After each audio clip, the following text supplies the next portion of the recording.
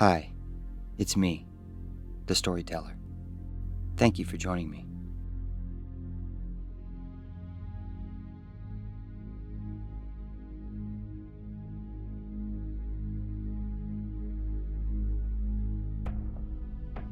In the spring of 2002, the forests of Tequamanon Falls State Park became the backdrop of a terrifying experience for two recent medical graduates. Mariah Cooper, 28, and her friend Hannah McCrary, 27, set out on what was meant to be a celebratory camping trip, commemorating their hard-earned degrees. Instead, their long-awaited adventure morphed into an unimaginable nightmare. This unbelievable tale serves as a cautionary reminder of the importance of safety awareness while camping in the vast wilderness. Mariah Cooper and Hannah McCrary met during their college journey in Grand Rapids, Michigan, and became fast friends. They discovered they both had a lot of common interests, including their love for hiking and nature itself. They often spent the weekends exploring various trails in and around some of Michigan's beautiful wooded landscapes. Excited to celebrate their graduation, the two women planned a getaway to the beautiful remote vistas of Michigan's Upper Peninsula. Known for its lush forests and stunning waterfalls, the Tequamanon State Park seemed like the perfect escape. It had been on their bucket list for some time, so they couldn't wait to finally make it a reality. Little did they know, their trip would descend into the most frightful event of their lives, one that would end with only one of them living to tell the tale. On May 31st, 2002, Hannah and Mariah made the 5-hour drive from Grand Rapids to Tequamanon State Park in Hannah's new red Honda Civic, a graduation gift from her parents. They listened to their favorite music, laughed, and talked about their upcoming weekend before arriving at the Lower Falls parking lot around 4 p.m. Surprisingly, there were no other cars in the area. With a few hours of daylight left, they wanted to get to the backcountry campsite near Clark Lake so they could set up their camp and enjoy the sunset. After double-checking their backpacks, the two of them began their 3-day adventure on the Upper and Lower Falls Trail. A couple of hours later, they arrived at Clark Lake. It was as beautiful as the pictures they had seen on the internet. They took some time taking their own photos with Mariah's old-school Polaroid camera she borrowed from her mother. Taking selfies was a bit of a challenge since cell phones with cameras hadn't quite made their introduction.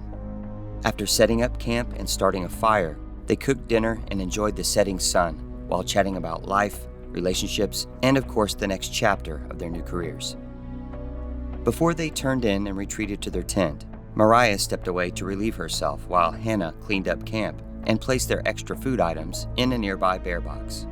Both were seasoned campers and fully understood the prudence of using the buddy system, whether in the wilderness or at the many college parties and nightclubs they attended while they were in school.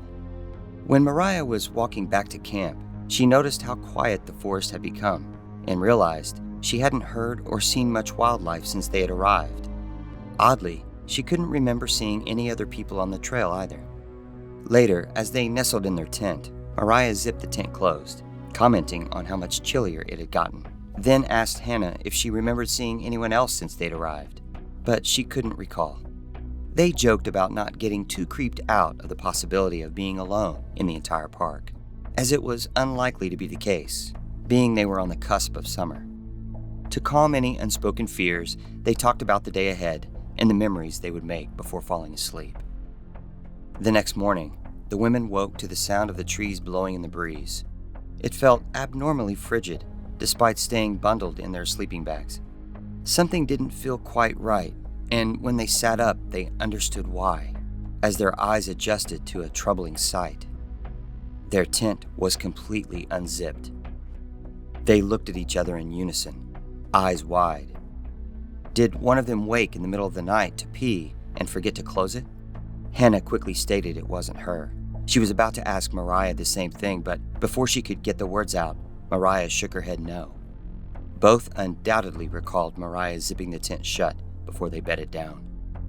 Their hearts dropped to the pit of their stomach when they came to the realization that someone or something had opened their tent in the middle of the night. After getting dressed, Hannah and Mariah sipped coffee and ate granola. They tried to soothe each other's fears by presenting any other possibilities that could have resulted in their tent being opened, knowing in their hearts it could only be the most obvious. Once they packed up camp, they began the next 7-mile leg of their hike, hoping they could forget the unsettling feeling weighing on their minds. For a while, they walked in silence, looking over their shoulders and attempting to stay alert of their surroundings. After a mile or two, they arrived at a beautiful waterfall. The gorgeous view calmed their troubled spirits. They took more photos and tried to forget the morning's events. After eating a snack and rehydrating, Hannah and Mariah hopped back on the trail. Mariah bent down to retie her hiking boot. Suddenly, she heard the sound of a twig break deep in the woods. She snapped her head toward the noise. About 30 yards into the forest, she noticed what looked like a bending or refracting of light. Thinking it was just a mote in her eye, she rubbed it, then blinked a few times. But it was still there. Then it shifted behind a tree and disappeared.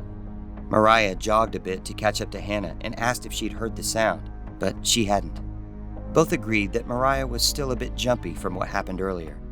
However, Mariah kept what she saw to herself and secretly hid her rising inner feeling they were being watched.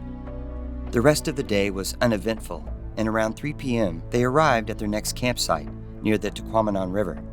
Mariah began pitching their tent as Hannah walked the perimeter, gathering firewood. Mariah kept her sights on Hannah, making a concerted effort to stay cognizant of their environment. Meanwhile, Hannah sauntered through the grass at the edge of the tree line, holding a handful of wood. As she bent down to pick up one last piece, a deer bolted out of the woods, startling her, causing her to drop her plunder. She shrieked and held her chest tightly, watching the deer run across the open area of the campsite. She noticed Mariah watching as well. They both acknowledged each other and smiled in response. When Hannah bent down to gather the scattered firewood, she heard more rustling in the distant foliage. She scanned the area expecting another deer, and to her disbelief, she noticed something she couldn't explain. It appeared to be a transparent blob-like figure resting into a still position, as if slowing to a stop. Hannah squinted, holding her gaze on whatever it was. She blinked and it was gone.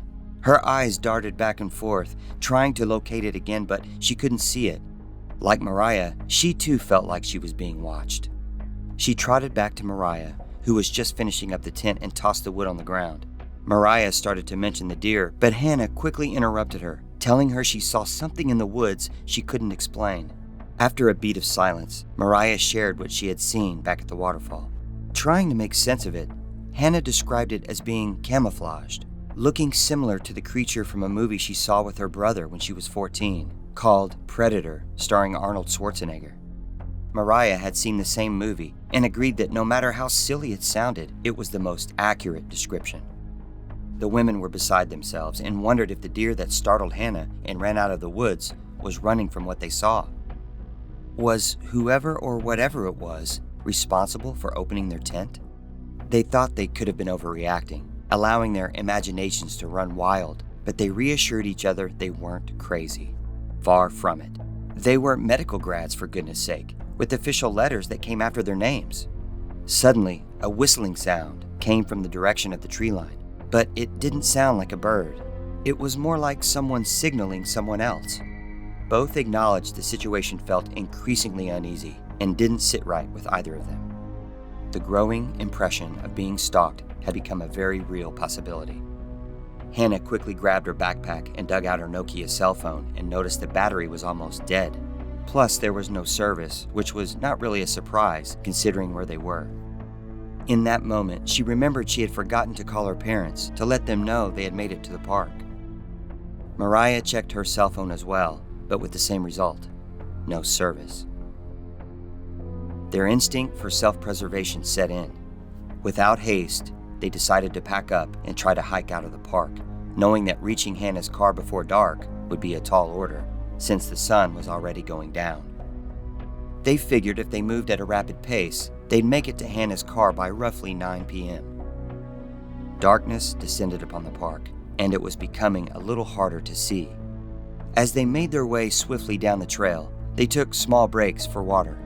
Their fears intensified, a feeling that crescendoed as time passed. Without warning, Mariah stumbled and fell to the ground, holding her ankle. Hannah dropped her pack and rushed to her aid. That's when they noticed what Mariah had tripped over. A deer was lying slightly off the path with an arrow sticking out of its neck. They wondered if it was the same deer they saw before. Regardless, hunting season was still months away. This fueled their growing distress.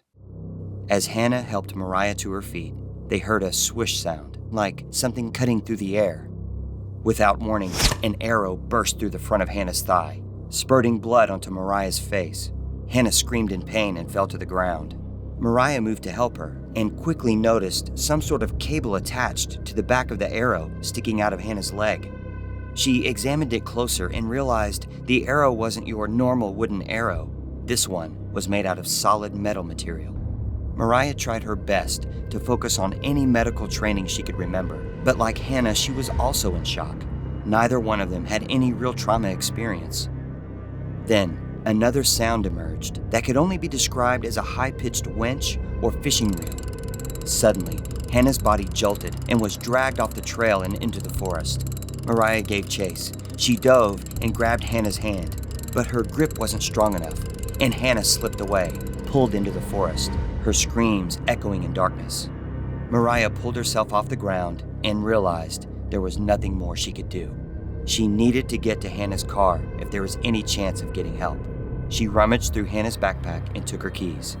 As she stood, another arrow zipped past Mariah, barely missing her, striking a nearby tree. That one came from the opposite side of the trail.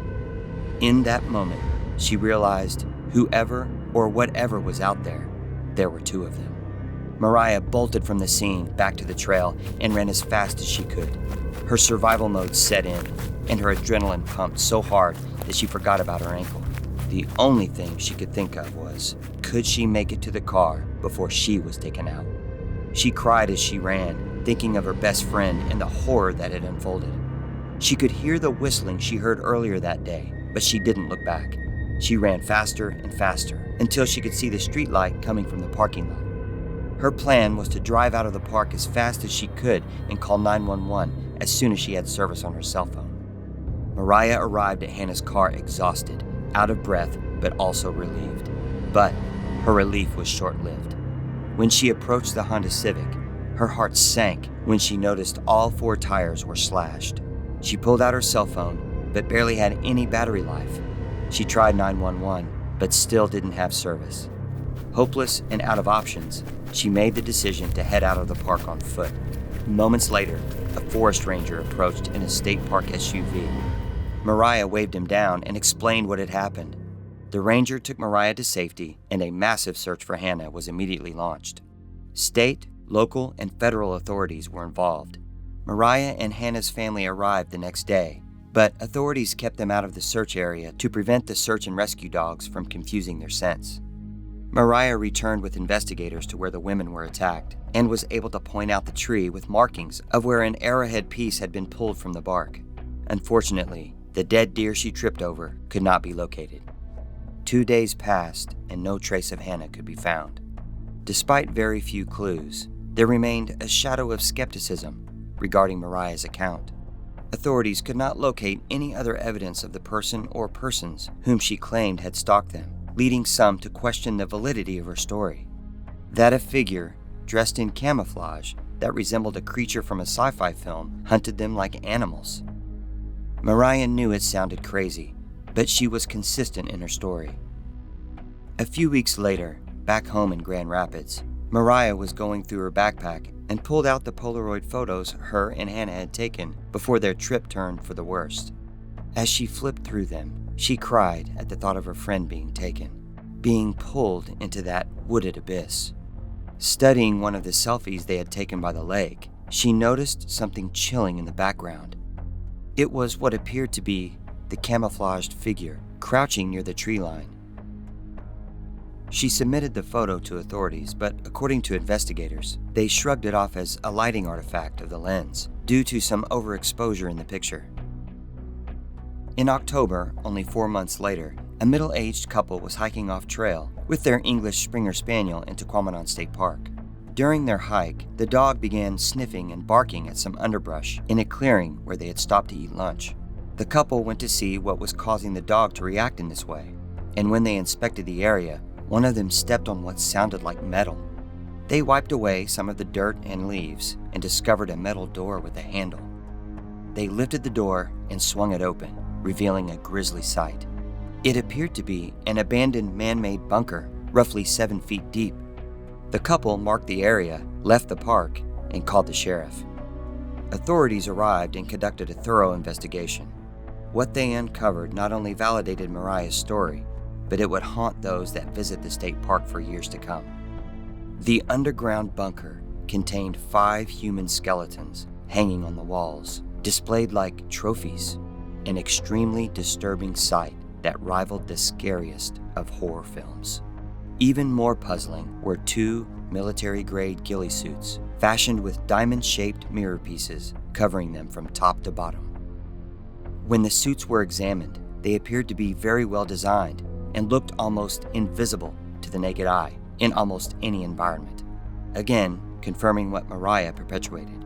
In addition to the suits, metal arrowhead pieces were collected that matched the markings in the tree, near where the incident had taken place, and exactly as Mariah had described in her statements. When the coroner's office studied the skeletal remains, they were able to identify 3 out of the 5 corpses. Sadly, one was identified to be that of Hannah McCrary. Due to the extreme decomposition of the remains, causes of death were undetermined. The families didn't know how to process the horrifying news. As for the other 2 Jane Does, they continued to be a mystery. Those close to the investigation asked the questions: were the suits constructed by a secret military program in which the women became unwitting participants in a dark black ops experiment?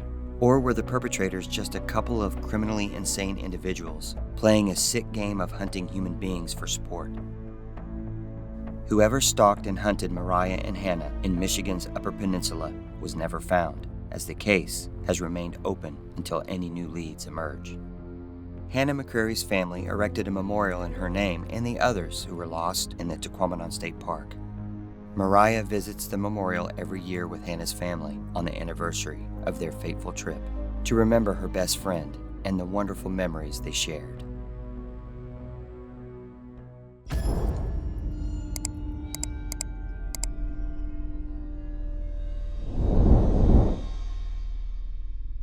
On June 21st, 1985, police and emergency cruisers were dispatched to the quiet suburb of Bucks County, near Philadelphia, where reports of children screaming, loud crashing noises, and a single gunshot had taken place.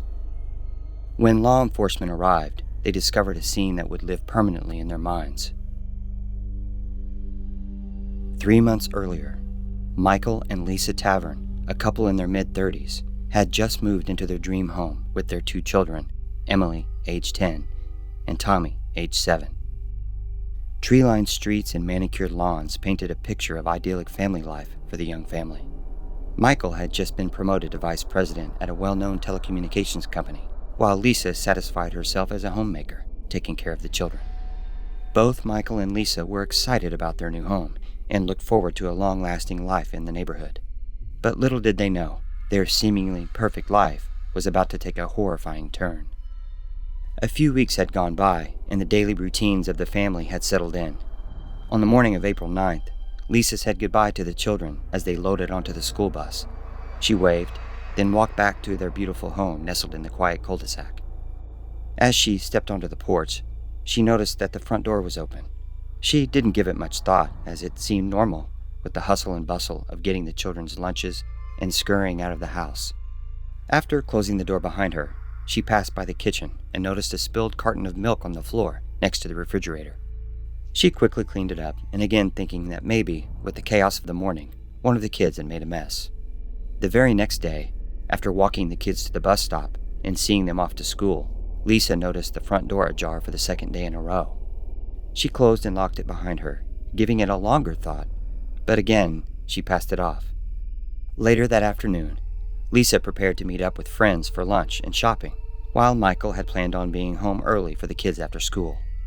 As Lisa backed out of the driveway, and with the front door scenario playing fresh in her mind, she made a mental note to close the garage door. She pressed the button on the opener and watched it go down before she pulled away. Later that afternoon, Michael pulled up to the house, and to his surprise, the garage door was open, but Lisa's car was gone. Although they lived in a quiet and safe neighborhood, this frustrated him. Both lived in the city prior to having children, so they had a healthy respect for safety.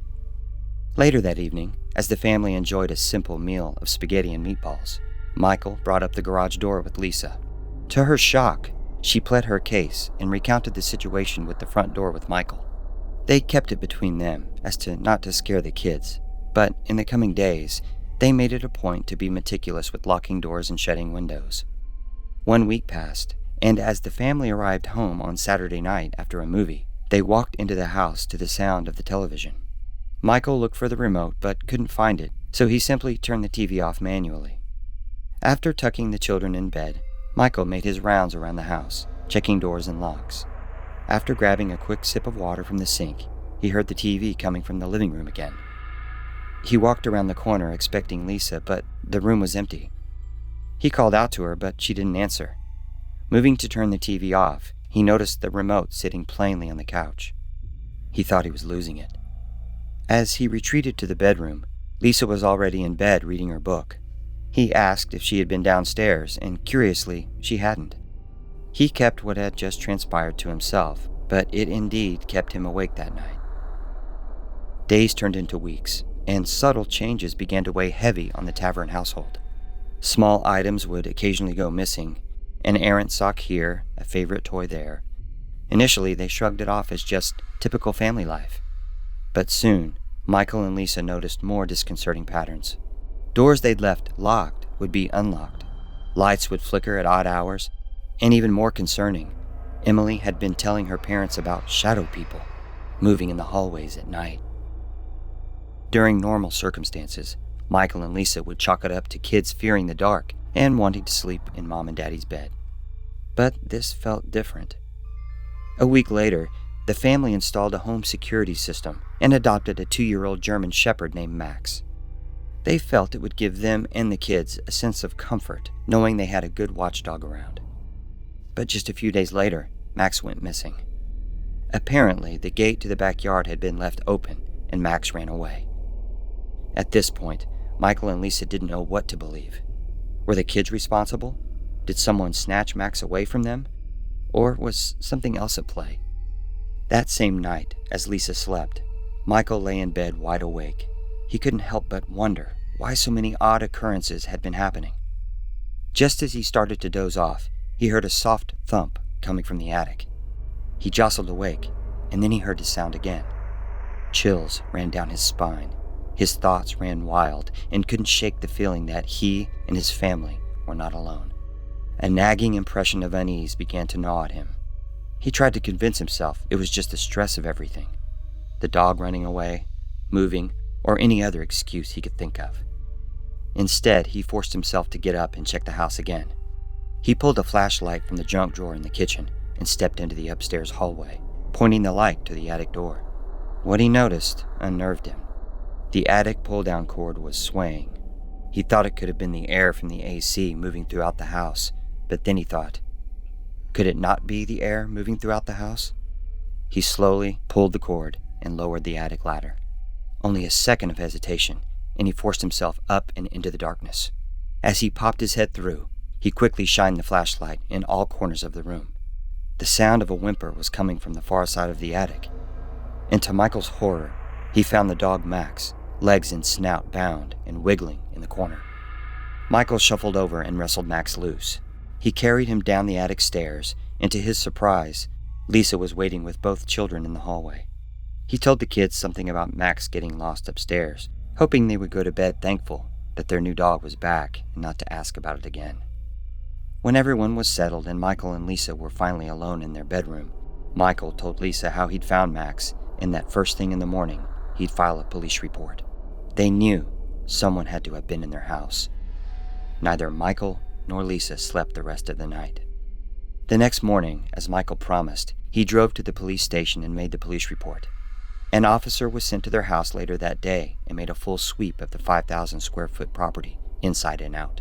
Michael and Lisa were just a few steps behind the officer at every moment, explaining the unusual circumstances leading up to this point. But with no hard evidence, the only advice the officer could give was to call them back in the event something significant happened again.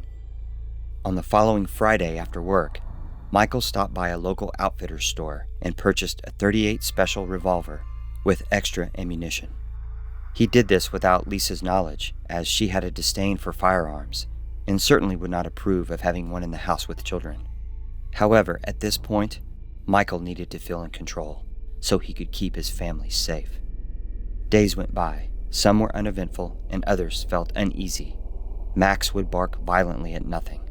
Tommy and Emily complained about noises in the walls, scratching and shuffling sounds that crept into their dreams. One fateful evening, Michael went for drinks with colleagues after work, so Lisa ordered a pizza for the kids, played a board game, and then tucked them into bed. After cleaning up the kitchen, she poured herself a glass of wine and read a book in the living room. Minutes later, she glimpsed a shadow darting just outside the corner of her eye. When she turned to confront it, she found nothing but an empty hallway, the air heavy with tension. She turned on all the lights downstairs, checked every closet, and then poked her head in on the kids who were already sound asleep. A moment later, she heard the garage door opening. To her relief, Michael had arrived home. She didn't hesitate to tell him what had just transpired. They called the police, and within minutes, an officer arrived. It was the same drill as before, and to their confusion, nothing was found. Michael and Lisa both felt so paranoid at this point that they started to question even the normal things. Then came the night that would change everything. On Friday evening, June 21st, the family was preparing for a little weekend getaway to the Pocono Mountains. Michael and Lisa were looking forward to some time away from the house with the kids. A little hiking and some fishing could do them some good. The kids were playing in Tommy's room. Michael was packing in the bedroom, and Lisa was searching for their VHS camera recorder so they could capture some fun memories of their trip. But she had been unable to find it. She figured she had forgotten where she packed it in the move, so she stepped into the basement for a look. With no luck, she was about to go upstairs when she noticed a dusty tarp in the far corner. She approached and lifted it to reveal an old cardboard box she did not recognize. When she opened it, she found it contained various knickknacks that didn't belong to them. Among them were children's drawings, creepy scribblings of what appeared to be their family, but with unsettling embellishments. Lisa's heart pounded as she sifted through the contents. She called out for Michael. Then, underneath some of the items, she found their camera. She picked it up and hesitantly switched on the power button. She pressed eject, and it revealed there was a tape inside, labeled Tavern Time. At that moment, Michael stepped down into the basement. Lisa showed him the tape and the other items in the box. They quickly retreated upstairs to the living room and put the tape in the VCR and pressed play. What unfolded on the screen made their blood run cold. Footage showcased their lives, all captured from dark corners of their home. The children sleeping, Michael and Lisa laughing at dinner, and the late-night rituals of the family. Then the camera turned to reveal a shadowed figure sitting just beyond the reach of the frame, its gaze fixated on the family with an unsettling intensity. The tape ended, leaving the taverns in stunned silence. Someone had been living in their home without their knowledge. The intruder hadn't just infiltrated their lives. They had documented every joy and sorrow, reveling in the family's unwitting participation. Michael told Lisa to grab the kids and call 911 as he ran upstairs to the bedroom. He went to his side of the bed and reached between the mattress where he had hidden his new gun. But it wasn't there. He lifted the mattress up higher, and it was indeed missing. He questioned himself whether he'd put it there in the first place, but he had placed it there, and it had been taken. His heart sank to his stomach. Suddenly, Max began to bark ferociously from the other side of the house, accompanied by the screams of Lisa and the kids. Michael immediately rushed toward the commotion. When Michael reached Tommy's room, he burst through the door. To his horror, stood a tall, lanky man wearing disheveled clothes, holding Lisa and the kids hostage with Michael's .38 special. The kids were crying, Lisa was pleading, and the man just stood there with a deadened look on his face, eyes sunken, with no remorse. no feeling. Then, through his teeth, he muttered, "I just wanted to watch." Without thinking, Michael leapt toward the man and began to wrestle with the gun. A single gunshot rang out and Michael fell to the floor. Lisa and the kids screamed in terror as the man rushed out of the room and fled the house. Local law enforcement arrived within 10 minutes, followed by emergency personnel. A neighbor walking their dog had heard the screams and called the police moments before the gunshot. Emergency medical staff were able to treat Michael's wound, as the bullet had grazed his ribcage and ricocheted into the wall. As Michael recovered in a local hospital, the taverns tried to piece together their shattered lives, but the sense of violation never left. A month later, Michael requested a transfer, and the taverns sold their beautiful new home and moved to Manchester, New Hampshire, where they could try to start over. The suburban dream that Michael and Lisa envisioned for their family had turned into an unimaginable nightmare, a tale of faceless horrors hiding amongst the unconsciousness of family life. In the end, not only had they lost their sense of safety, but they would forever be haunted by their chilling discovery, turning their suburban sanctuary into a sinister prison. In recent years, the term frogging became popular in Reddit forums and depicted in films and television that describe the act of someone secretly living in a person's house without the owner's knowledge, leaping from one house to another. After a detailed search of the tavern's home, it was discovered that there were 2 entrances to the attic and a crawl space in the basement, with ample room for someone to hide unsuspected. It was assumed the perpetrator gained access during the open house prior to the tavern's moving in. Police determined whoever he was had indeed tormented other families, as the box found in the basement revealed. The suspect that turned the tavern's life upside down was never identified, never to be found.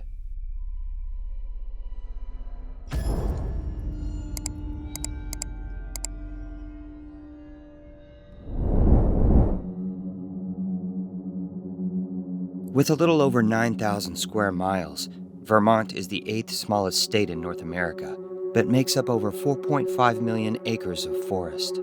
This includes the beautiful Green Mountains, with their stunning landscapes, dense forests, and intricate trails, evoking a sense of tranquility and adventure. However, beneath the veneer of serene beauty lies a terrifying narrative filled with mystery and unanswered questions. The disappearance of a man whose fate remains unknown. On August 16, 1997, 68-year-old Tom Avery, a retired post office manager, an avid hiker, and nature enthusiast, embarked on a solo trek into the heart of the Green Mountains. Friends and family knew him as a dependable family man with a deep-seated faith and love for the outdoors. As a native Vermonter, Tom was a seasoned adventurer who possessed extensive knowledge of the area, weather patterns, and hiking safety. He had planned a weekend camping getaway with a family friend, Fred Mayfer, on 3 familiar trails he had hiked before inside of the Mount Mansfield State Forest. Mount Mansfield is known for its face-shaped peaks which can be seen from a distance. Tom intended to hike the Hellbrook Trail, a 3.5-mile loop considered to be a challenging route to the chin of Mount Mansfield. And the next day, he would hike the Bruce Trail and Smuggler's Notch trails. But on the morning of the 16th, Fred canceled at the last minute due to chronic diverticulitis. But Tom's excitement didn't deter him from his plans and was confident about the trip, having traveled to the area many times. His wife, Mary, encouraged him to postpone the trip because she didn't feel comfortable of him going alone. However, Mary stated Tom was highly driven and wouldn't back down from a challenge. Tom assured his wife he would have plenty of food, water, and would take his trail map and compass along. Tom packed his gear in his 1993 gray Ford Taurus, kissed his wife, and drove the 2.5 hours to Mount Mansfield from his home in Chester. As he drove through Vermont's capital, Montpelier, he noticed quite a storm coming from the north. Unpredictable weather patterns are common near the Green Mountains, so this was not completely unexpected. It is believed that Tom pivoted from his original plan and decided to start his hike at Smuggler's Notch, which was the location he was originally going to conclude his trip. This turn of events is what set into motion one of the most bizarre missing person cases in North America. Mary Avery became concerned when Tom didn't return on the morning of the 18th. Around 2 p.m., she called local law enforcement. Tom's absence quickly raised alarm. The police launched an extensive search operation, enlisting local law enforcement, volunteers, and search and rescue teams, totaling over 750 people.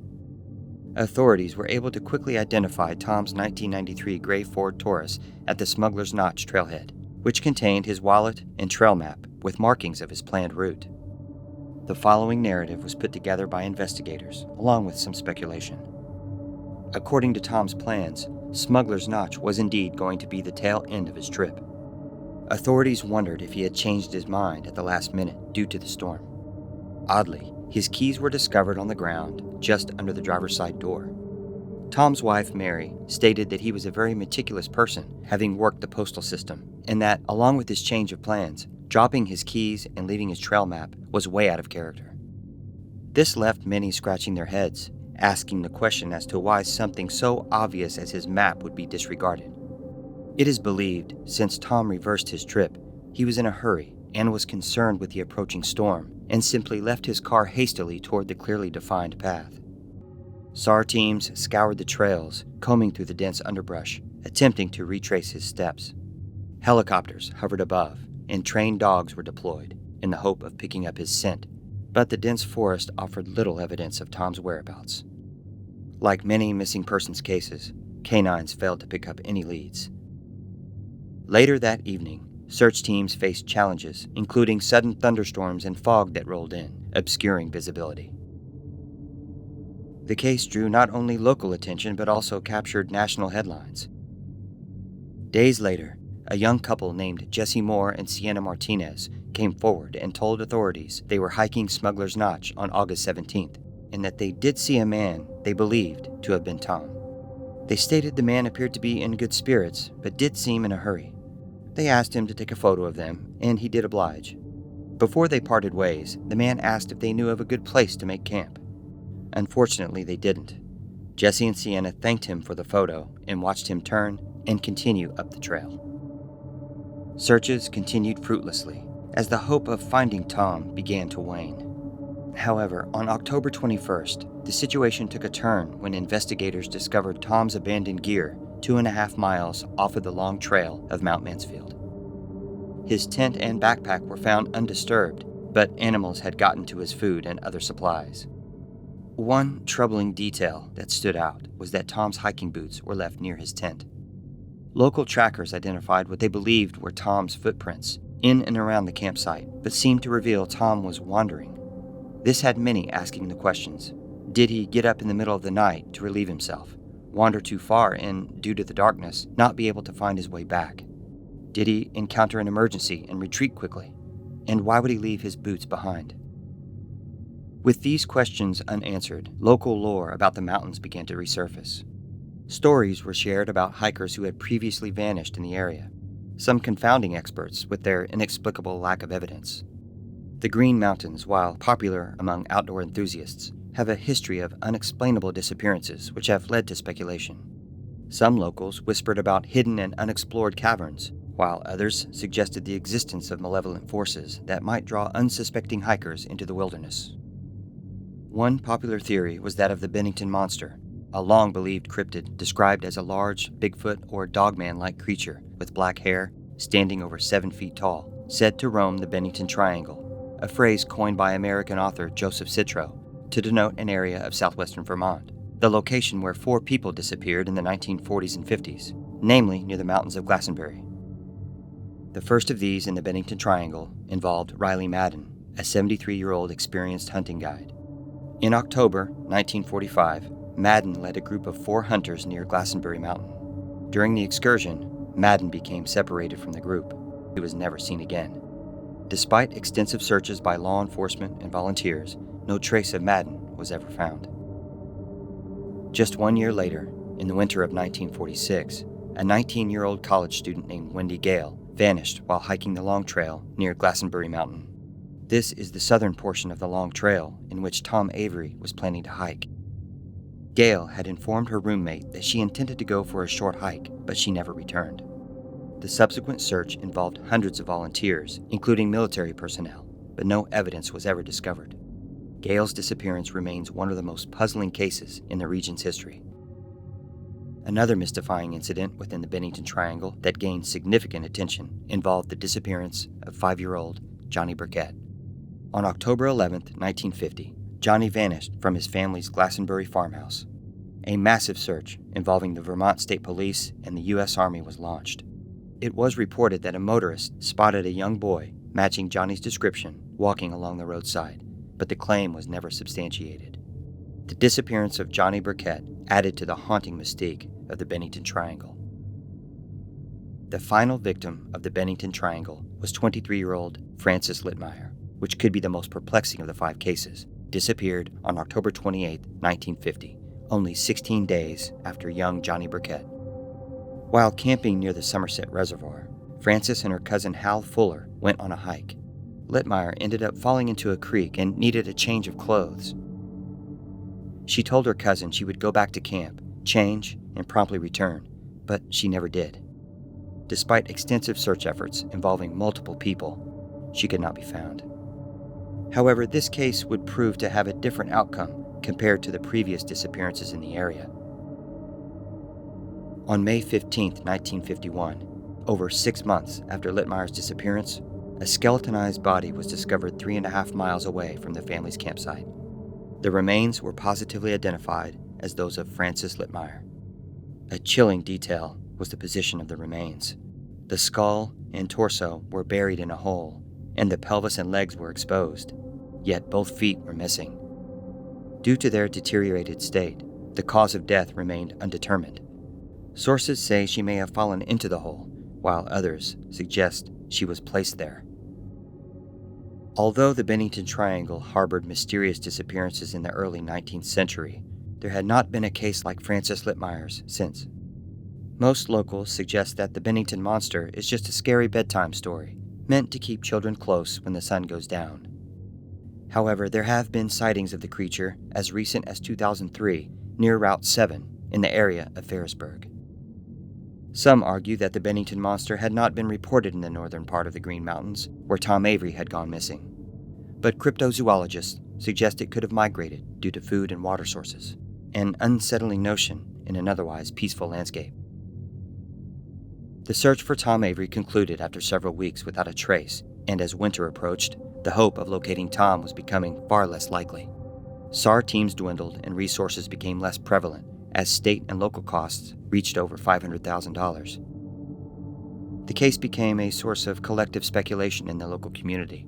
News outlets buzzed with new theories and ideas. Many hoped more clues would emerge, while others connected similar cases to posit that something darker was at play. The family, unfortunately, was left grappling with a profound sense of loss and confusion. Then, on November 29, 1997, a local fly fisherman made a grisly discovery near the Seymour River. Tom's skeletal remains were found slumped and hanging 10 feet up a hemlock tree. When authorities investigated the scene, Tom's mostly decomposed remains were still inside his clothing. His compass was inside of his trousers and was discovered to be off about 10 degrees. Some passed it off as a defective compass, while others determined that nearby granite boulders could cause the discrepancy. More disturbing still, like the case of Frances Littmeyer, investigators didn't find any foot bones below Tom's torn trousers. The county coroner's office determined that Tom died of natural causes, but regarding the missing feet, animal predation was the assumption, due to the gnaw marks at the base of the tibias. But they failed to determine what kind of animal was responsible. A bear, mountain lion, or something else. Curiously, Tom's remains were discovered about 100 miles north from where Frances Littmeyer's were found. Did Tom become disoriented in the middle of the night? Was he lured away from his camp by another hiker with ill intent? Did something in the cover of darkness startle him, causing him to flee his campsite and go into hiding, further leading him to becoming lost? And why did Tom climb into a hemlock tree? Despite these questions, Tom Avery's disappearance remains an unresolved mystery, echoing through the valleys of the Green Mountains. His story is a haunting reminder of the powerful forces of nature, the risks of the great outdoors, and the unpredictability of life itself. As new hikers continue to explore the verdant trails, Tom's spirit follows in the whispers of the wind, reminding those who tread on the mountains to honor their surroundings and respect the wilderness, ever mindful of its beauty and its dangers. As each year passes without answers, the yearning for resolution remains palpable among Tom's family, as well as others whose loved ones have gone missing, holding on to hope that one day the mountains will yield the secrets they hold, allowing all of us to find some semblance of closure. Thank you for joining me. Please consider subscribing to the channel, give it a like, a comment, and maybe a share.